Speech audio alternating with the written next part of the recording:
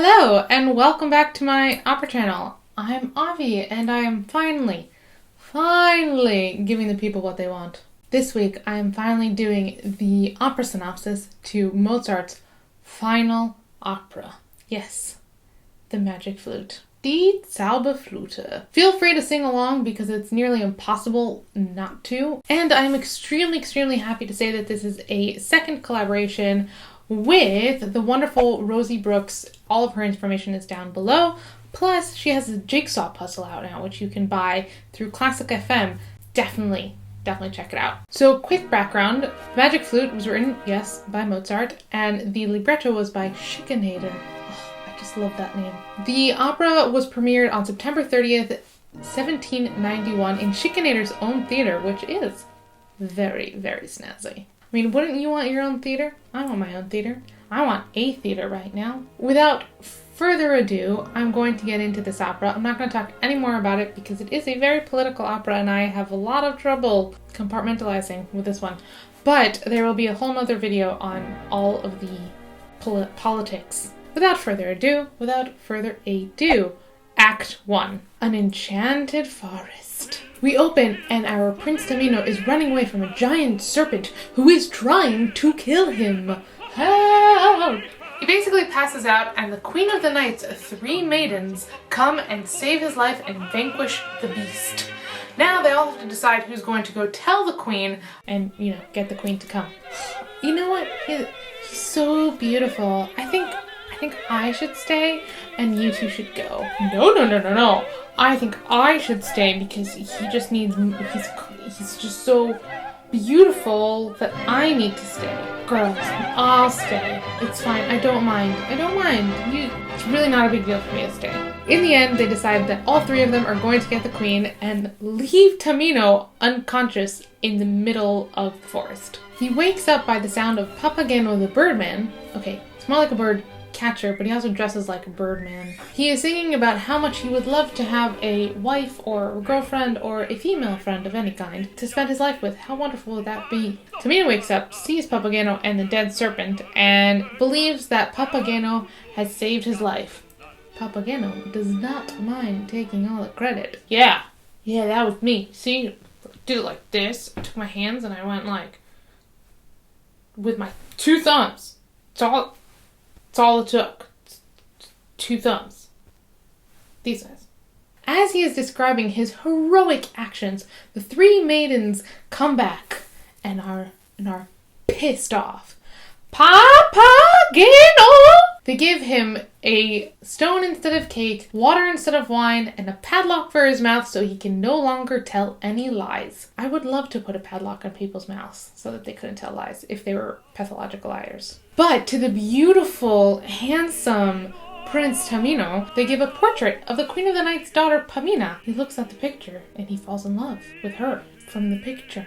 What kind of picture is this? Anyway, after declaring his love to the portrait of Pamina, because, okay, this is definitely a mutual relationship and they both feel the same, comes the Queen of the Night herself. She then begs Tamino to go and save her daughter from the evil sorcerer Sarastro, who has kidnapped her daughter, and if he brings her back safely in return, she will let him wed her. He agrees, and the 3 maidens give him a magic flute to help him on his journey. Don't really get how a flute will help you, but okay. And to Papageno, who they have now enlisted to help Tamino, and they give him a Glockenspiel, so some bells, to help him on his journey. They also tell them that not to worry, the journey will be dark and difficult and confusing, but they will have help from 3 little boy spirits along the way. Cue my first role in opera. Enjoy that. And now we jump to Sarastro's castle. Pamina, our damsel in distress, is being chased by Monostatos, one of Sarastro's servants, who is very in love, or obsessed, or craves, or lusts after Pamina. You are correct in thinking that she does not lust after him. At the last minute, she is saved by Papageno, who scares Monostatos off. Papageno then tells Pamina the plan, that they're going to find Prince Tamino and everything's going to be okay. Wait. Who's Prince Tamino? Oh, she has her head on her shoulders. Oh, he's this prince who's in love with you. Your mother said that he could marry you if he saves your life, so we gotta go find him now. In that case, I love him too. Hold up. Okay. First of all, you haven't met him yet. You haven't even seen a picture of him. He got to see a picture of you. And two, Papageno just saved your life. Not Tamino. Whatever. They sing a duet about how wonderful it will be to have a man or a woman in each other's lives. Love lifts us up where we belong. All we need is love. Don't get any ideas. They do have to go run off and find Prince Tamino. As you can probably tell by now, since Papageno is on his own, Tamino has gotten lost on the way to Zalastro's castle and is very afraid and doesn't know who to turn to. But he is visited by the 3 little boy spirits who give him a little bit of a push in the right direction. Stay strong, man. I don't know. I'm so lost that I'm kind of scared. Is she even alive? Is she? I don't know. We can't tell you any of that stuff. No, not yet. But keep going, man. You can do this. They run off, but they do point him in the right direction to Zalastro's temple, where he is met by a speaker. Now, the speaker comes and tells Tamino the true story, what really happened. It's actually just more like Zalastro's side of the story. Listen, Zalastro is the good guy. He represents light and the future and enlightenment. He is trying to take the kingdom back into the rightful hands of a king. Unlike Queen of the Night, who is a woman and evil. Confused, Tamino is now completely lost in a totally new way. But wait, didn't he kidnap Pamina? Like, that doesn't sound like a good guy to me. And the Queen of the Night just sounds like she's oppressed and grieving. Yeah, can't really talk about the kidnapping right now. I'm bound by obedience to Zalastro. Listen, dark times. What I can tell you is he is the good guy, and Pamina is alive. And then he just leaves. Alive? I'm so confused. Who should I believe? Where should I go? Where can I find them? He thinks. He thinks some more. He thinks a little bit more. Just a little bit more. I know! My magic flute! He got there. So he starts playing his magic flute, and in more cases than not, he just holds it up, and suddenly music comes out of it. All of a sudden, he hears Papageno's bells, and he starts running towards them. But then we jump to Papageno and Pamina, and they start running in the other direction. So basically, we're storming the castle. Bye-bye, boys! Have fun storming the castle! Now, if someone would stay still, we would all be okay. But oh no! Pamina and Papageno are caught by Monostatos, who is very, very upset at Papageno for intercepting his plans for him and Pamina. He then calls all of his friends to teach those guys a lesson. Yeah. Papageno has this marvelous idea that maybe if he plays his bells, they'll go away. He plays the bells, but something miraculous happens, and all of these men go into a trance. Those really are some magic bells, I tell you. But safety doesn't last long, because they are caught by the one and only Zalastro. Dun dun dun! He's found us. I'll come clean. I'll tell him what happened. I'll tell him how Monostatos has been demanding love from me, but I can't give it to him, and that's why I had to run away. I know why you've been running away, and it's because your heart belongs to another. But unfortunately, I can't let you run off. Because if you run off, you're going to run into your mother's arms, and I cannot let that happen. My mother! I miss her so much. It's so nice of you to say her name, child. I have to tell you that your mother stole my powers and is evil. She needs a man by her side, and she doesn't have one, and neither do you. Without a man to guide either of you, there's really nothing that I can do but other to keep you under my protection and give you a man of your own. This is such a sexist opera! Tamino is thrown into the mix, and Tamino and Pamina finally get to meet each other, and the sparks are flying. But they are intercepted by Monostatos. Keep your hands to yourselves. Stop it! Stop it! Monostatos tries to redeem himself and asks Zalastro for riches and gold. Yes, I shall give you a prize. You shall be rewarded with 56 lashes of the whip. Now, Zalastro won't let Papageno and Tamino off that easy with Pamina, his prized possession, and he wants him to complete 3 trials in order to join his fold and his brotherhood. They are whisked away, blindfolded, and the curtain finally falls on Act 1. Wow. What a long act. Okay, before we go on, I need a tea break. Act 2. So basically, Zarastro welcomes the 2 men into the fold, but they have to complete these 3 trials in order to make that happen. Now, the 3 trials are virtuous, silent, and charitable. Okay. Zarastro then breaks out into song to ask the gods Isis and Osiris to protect these men on their travels. Jump to the boys who, surprise, surprise, Papageno is very scared of this situation. Their blindfolds are uncovered by 2 speakers who ask them if they are willing to give up their lives for love and friendship. If they agree and are able to successfully complete all of these trials, they will be rewarded with a woman each. I'm gonna stay single. What if the girl that we have for you is tailored to you? What would you say then? Is she young? Yes, she is. She is young, and she is beautiful. He asks if he can see her before he commits, and the men say he has to say completely silent first. I understand why it's easier for Tamino because he knows what Pamina looks like, whereas Papageno has no idea why he's doing this. So I guess that was virtue. On to the next challenge, silence, which they are to ignore every female who comes their way to talk to them.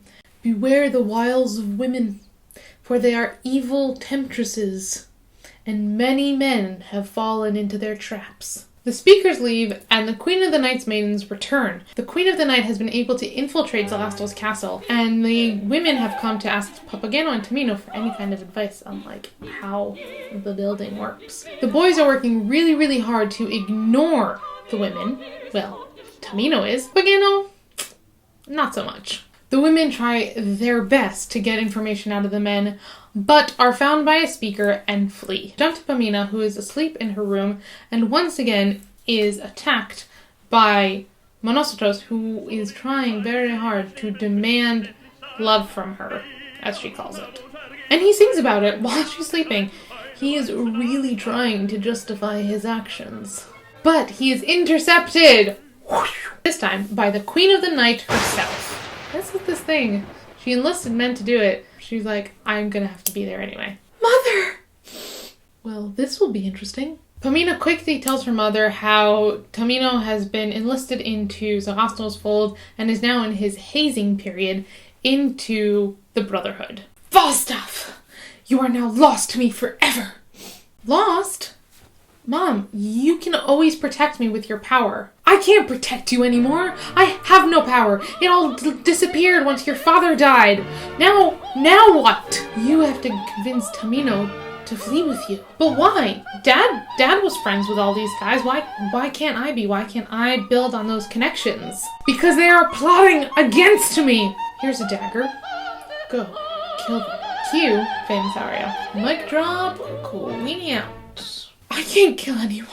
Monostatos comes out of his hiding place and is hoping that a little bit of blackmail might get him the love that he has been demanding this whole time. But when Pamina says no, he really didn't like that answer. He really didn't. And Zarastro intercepts perfectly on time. It would be really nice if instead of everyone having to intercept Monostatos doing his horrible things, if they would just lock him up and that would be it. Everyone knows. Everyone knows! Monostatos tries once again to redeem himself with Zarastro, but that just doesn't work and he tells him to leave. It's time for another aria. Zarastro straight up lies to Pamina, saying that everything is good in his castle, that everyone under his roof is loved and protected, which... let's take one step back. She is constantly being attacked by Monostatos, who is a servant under Zarastro's temple, and Monostatos is constantly not treated the same way because of the color of his skin, and he is mentioned many times throughout the opera. Other video, Avi. Other video. Now, super confused, Pamina doesn't know who to turn to, what to do. Should she believe Zarastro? Should she believe her mother?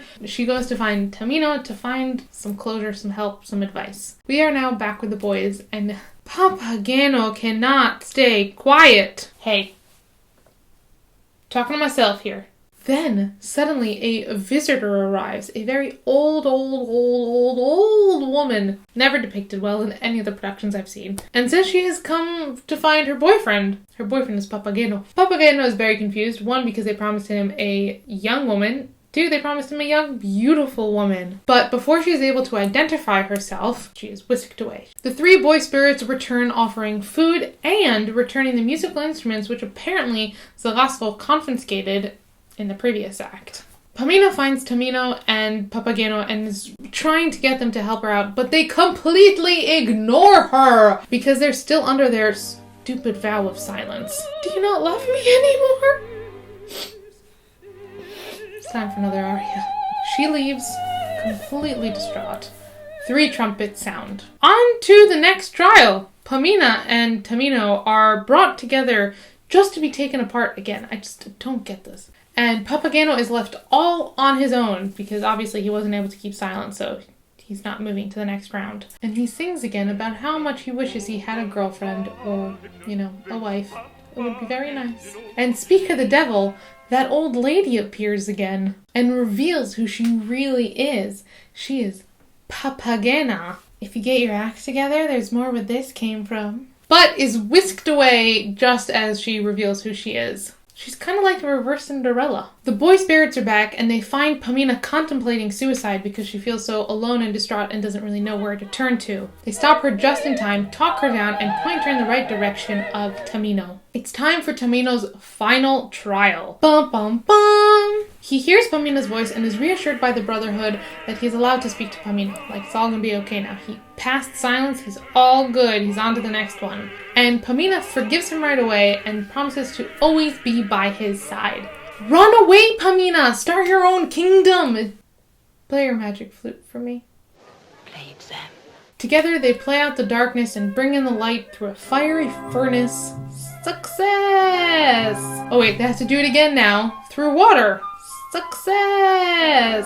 They have now completed all 3 of the trials and they are both invited into the Brotherhood. Papageno is still on his own quest to find Papagena. If I don't find her soon, I'm gonna kill myself. I'm gonna count to 3. 1, 2, 3. Alright then, I'm gonna do it. And then, just before he does it, come the 3 little boy spirits to say, hold on 1 second, play your magic bells. That's how you can find her. Right, my magic bells. He plays his bells and voila, pa-pa-pa-pa-pa-pa, it's Papagena. And now, for one of the best duets in opera. Let's live happily ever after and have a bunch of boys. You mean girls? No, I mean boys. No, you mean girls? No, I mean boys. But let's just have a lot of them. Of children. Let's just have a lot. Yay! And everyone lived happily ever after. Oh no, we forgot about the queen. Oh. Jump to Zarastro's temple, where Monostatos has been fed up with Zarastro and has switched his alliance to help the queen out. He hopes that this means that he could then marry Pamina. Because he's asked the queen and she said, yeah. The queen has to stop giving away her daughter's hand in marriage. But as they enter the temple, lightning, thunder, everything happens, and then suddenly the ground swallows them up and they disappear. What? And now it's time for a chorus and to remember the difference between good and evil. Do you remember them? Could you tell what was the difference between good and evil there? Okay, moving on. Pamina and Tamino become Pamino, and that is it. Hooray! The end. Oh boy. It's your most in-depth synopsis of Magic Flute. But for now, that's all, folks. Hope you enjoyed this. Please like this video if you liked it and would like to see more videos like this. And thank you to Rosie Brooks for making all of the amazing illustrations. All of her information is down below. If you'd like to see more of me, don't forget to subscribe and click that little notification bell so you can be notified when a new video comes out. Also, if you'd like to see even more of me, you can check out my Patreon page to make these videos even more possible, and you can follow my completely free newsletter, and the link for that is also down below. In the meantime, have a great week, drink lots and lots of tea, and watch an opera! Let me know what you went to see, or what you chose to see in your living room. Use the hashtag DivaStudies We can have a lot of fun. She goes to find Pomino. Pomino, stop calling them Pomino.